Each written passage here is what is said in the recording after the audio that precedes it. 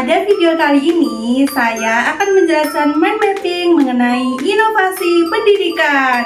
Inovasi pendidikan mencakup berbagai aspek penting dalam dunia pendidikan, mulai dari konsep dasar inovasi, proses, karakteristik, strategi, manajemen, model, dan akselerasi inovasi pendidikan. Hal pertama yang perlu dipahami yaitu konsep dasar inovasi pendidikan. Yang pertama yaitu pengertian inovasi pendidikan. Menurut Everett Rogers, inovasi adalah suatu ide atau metode yang dianggap baru oleh individu atau kelompok. Sedangkan menurut istilah, inovasi pendidikan adalah suatu pembaruan dalam dunia pendidikan untuk mencapai tujuan pendidikan yang lebih baik lagi. Inovasi pendidikan ini juga bertujuan untuk meningkatkan mutu pendidikan agar sekolah dapat menerapkan proses pembelajaran yang lebih efektif, efisien, dan sesuai dengan perkembangan zaman. Hal ini diterapkan dalam ruang lingkup inovasi pendidikan yang meliputi kurikulum, metode pembelajaran, media pembelajaran, manajemen pendidikan, dan evaluasi. Urgensi inovasi pendidikan. Nah, jadi inovasi pendidikan itu sangat penting untuk yang pertama, beradaptasi terhadap perubahan sosial. Yang kedua, untuk menghadapi disrupsi digital. Disrupsi digital itu terjadinya perubahan besar akibat kemajuan teknologi. Dan yang ketiga, untuk menghadapi era VUCA, volatility, uncertainty, complexity, dan ambiguity. Oleh karena itu, inovasi pendidikan ini sangat diperlukan agar pendidikan tetap relevan dengan perkembangan zaman. Setelah memahami konsep dasar inovasi pendidikan, pembahasan selanjutnya yaitu proses inovasi pendidikan. Proses inovasi pendidikan merupakan serangkaian kegiatan yang dilakukan secara bertahap dalam rangka memperbaiki kualitas pendidikan. Proses inovasi pendidikan ini dilakukan melalui 4 tahapan. Tahapan pertama yaitu invention atau penemuan. Jadi, tahapan invention ini merupakan proses munculnya ide, metode, atau gagasan baru dalam pendidikan. Tahap yang kedua yaitu development atau pengembangan. Nah, jadi suatu ide yang telah ditemukan tadi kemudian dikembangkan agar dapat diterapkan secara nyata. Tahap ketiga yaitu dissemination atau penyebaran. Nah, jadi inovasi itu mulai diperkenalkan dan disebarluaskan kepada lembaga-lembaga pendidikan. Tahap yang keempat yaitu adoption atau penerimaan. Nah, jadi pada tahap ini inovasi itu sudah mulai diterima dan digunakan dalam proses pendidikan. Namun, dalam tahapan proses inovasi pendidikan itu masih menghadapi beberapa hambatan. Yang pertama, kurangnya sarana dan prasarana. Nah, jadi pada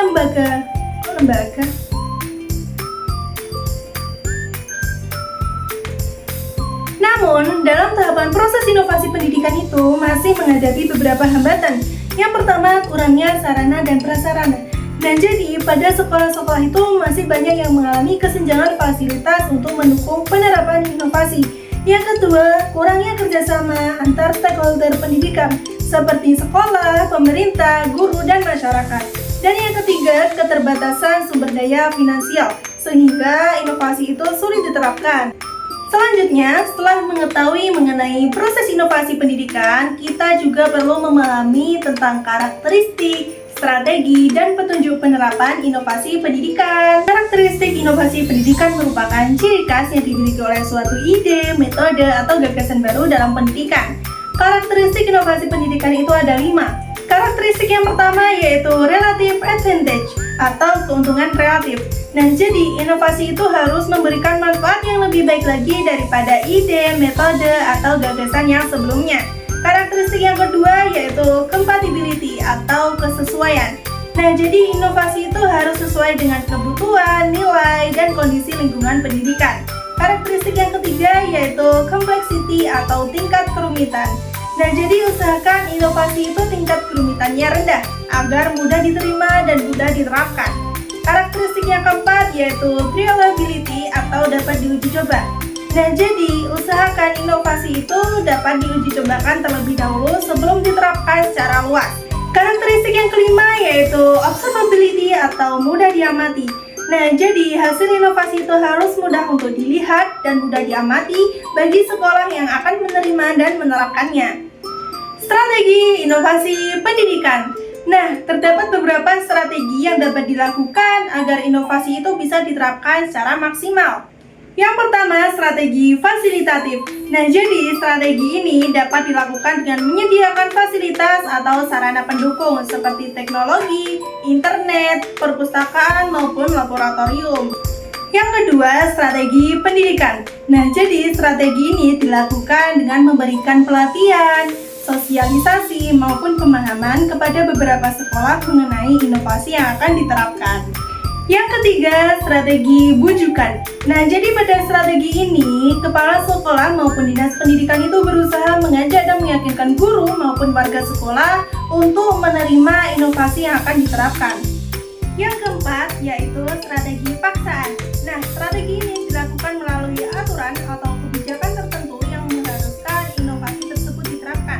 Contohnya seperti kewajiban BLS atau gerakan literasi sekolah selama 15 menit sebelum pembelajaran dimulai. Faktor penerimaan inovasi pendidikan. Yang pertama, karakteristik inovasi. Nah, jadi sebuah inovasi itu akan lebih mudah diterima jikalau inovasi tersebut memuat 5 karakteristik tadi, yaitu relative advantage, compatibility, complexity, reliability, dan observability. Dan yang kedua, budaya organisasi sekolah. Nah, jadi lingkungan sekolah yang terbuka terhadap perubahan itu akan lebih mudah menerima inovasi. Pembahasan berikutnya mengenai manajemen inovasi pendidikan. Yang pertama, pengertian manajemen inovasi pendidikan. Manajemen inovasi pendidikan merupakan proses pengelolaan maupun pengaturan inovasi secara terencana untuk meningkatkan mutu pendidikan. Manajemen inovasi pendidikan itu dilakukan melalui beberapa perencanaan. Yang pertama, penyusunan tujuan pendidikan. Nah, jadi sebelum inovasi itu diterapkan, sekolah itu perlu menentukan tujuan yang ingin dicapainya terlebih dahulu. Misalnya tujuan untuk meningkatkan kualitas pembelajaran. Yang kedua yaitu pengelolaan strategi inovasi. Nah, jadi sekolah itu juga perlu menentukan langkah-langkah atau strategi yang tepat agar inovasi itu dapat berjalan dengan baik. Yang ketiga yaitu pemanfaatan sumber daya pendidikan. Seperti sumber daya manusia itu guru, kemudian ada fasilitas sarana prasarana maupun sumber daya finansial. Nah, jadi semua itu harus dimanfaatkan secara maksimal agar inovasi itu dapat berjalan dengan baik. Dalam keberhasilan perencanaan itu juga membutuhkan sebuah kepemimpinan yang inovatif. Yang pertama, visi yang jelas. Nah, jadi pemimpin pendidikan itu harus memiliki visi yang jelas untuk perkembangan pendidikan selanjutnya. Yang kedua yaitu kreatif dan inovatif. Nah, jadi seorang pemimpin itu juga harus kreatif dan inovatif untuk menemukan ide-ide yang baru. Dan yang ketiga yaitu terbuka terhadap perubahan dan perkembangan teknologi. Nah, jadi kepemimpinan inovatif ini merujuk pada peran kepala madrasah dalam pengelolaan inovasi. Yang pertama, sebagai pemimpin. Nah, jadi kepala madrasah itu bertugas untuk mengarahkan seluruh warga sekolah untuk mencapai tujuan-tujuan pendidikan. Yang kedua, manajer. Nah, kepala madrasah juga bertugas untuk mengelola program dan kegiatan di lingkungan pendidikan agar berjalan dengan baik. Yang ketiga, inovator. Nah, kepala madrasah juga berperan sebagai pencipta dan pendukung pembaruan dalam pendidikan. Yang keempat, sebagai motivator. Nah, kepala madrasah juga berperan untuk memberikan semangat dan dorongan kepada guru, siswa maupun warga sekolah dalam penerapan inovasi. Yang kelima yaitu supervisor.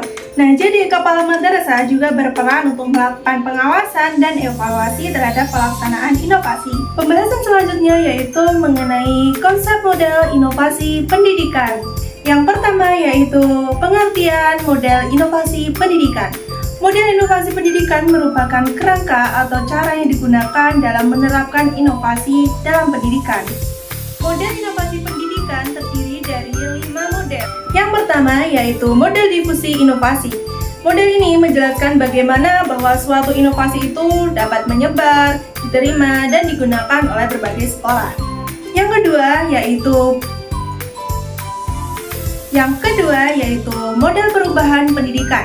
Nah, jadi pada model ini berfokus pada proses perubahan untuk meningkatkan kualitas pendidikan. Perubahan ini terjadi pada kurikulum, metode pembelajaran, maupun sistem penilaiannya. Yang ketiga yaitu model inovasi. Yang ketiga yaitu model inovasi berbasis sekolah.